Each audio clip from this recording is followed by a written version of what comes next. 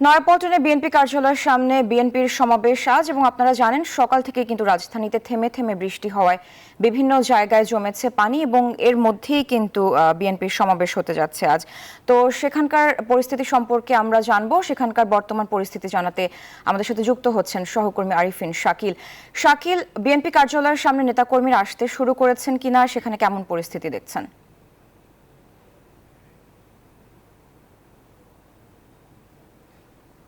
এর মধ্যে বিএনপি কেন্দ্রীয় কার্যালয়ের সামনে যে অস্থায়ী মঞ্চ, তার সামনে যে সড়ক, সেই সড়কে কিন্তু বিএনপি নেতাকর্মীদের পদচারণা অনুষ্ঠিত হয়েছে, অর্থাৎ স্লোগান দিচ্ছেন তারা। এবং বৃষ্টি মাথায় নিয়ে আসলে বিএনপি নেতাকর্মীরা ঢাকা আশপাশের যে জেলাগুলো রয়েছে, যে মহানগরগুলো রয়েছে, সবগুলো মহানগর থেকে নেতাকর্মীরা জড়ো হচ্ছেন। এবং এর মধ্যে বিএনপি সিনিয়র নেতৃবৃন্দরাও কিন্তু মঞ্চে এসছেন এবং তারা বলছেন যে এবারে তারা যে বিএনপি চেয়ারপারসনের জন্য প্রায় 8 মাস পর এই একই কর্মসূচি দেওয়া হয়েছে তাদের নেত্রীর মুক্তির জন্য। এবং যার ফলে পুরো জায়গাটা, অর্থাৎ নয়াপল্টন কেন্দ্রীয় কার্যালয়ের সামনে যে সড়কটা রয়েছে, সেই সড়ক থেকে ফকিরাপুর সড়ক, পুরো সড়কটাতে বিএনপি নেতাকর্মীরা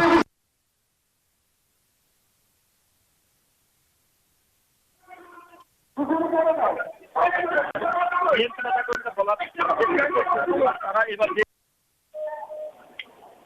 শুরু করেছে আন্দোলন আরো করবেন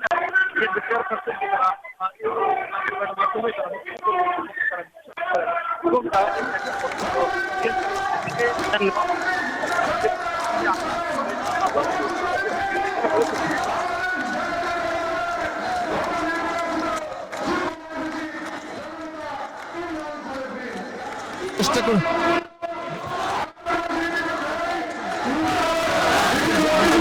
আন্দোলন তারা সফল হতে চান এবং বিএনপি চেয়ারপারসন কে মুক্ত করতে চান। সেজন্য এই সমাবেশের পর আপনারা জানেন যে মহানগরে বিক্ষোভ সমাবেশ রয়েছে, এরপর জেলা পর্যায়ে বিক্ষোভ সমাবেশ রয়েছে, এরপর আরও কর্মসূচি দেওয়ার বিষয়ে তারা সিদ্ধান্ত নিচ্ছেন। তারা মনে করছেন তাদের যেহেতু এখন সরকার বিরোধী আসলে আন্দোলনের নতুন কোনো ইস্যু নাই, যার ফলে খালেদা জিয়াকে মুক্ত করে নেতাকর্মীদেরকে আসলে উজ্জীবিত করতেই মূলত বিএনপি এই সমাবেশ বা কর্মসূচিগুলো প্রণয়ন করছেন। এবং ঢাকার আশপাশ থেকে নেতাকর্মীদেরকে নিয়ে আসা হয়েছে যাতে করে বড় ধরনের আসলে একটা শোডাউন দেওয়ার চেষ্টা করছে বিএনপি নেতাকর্মীরা।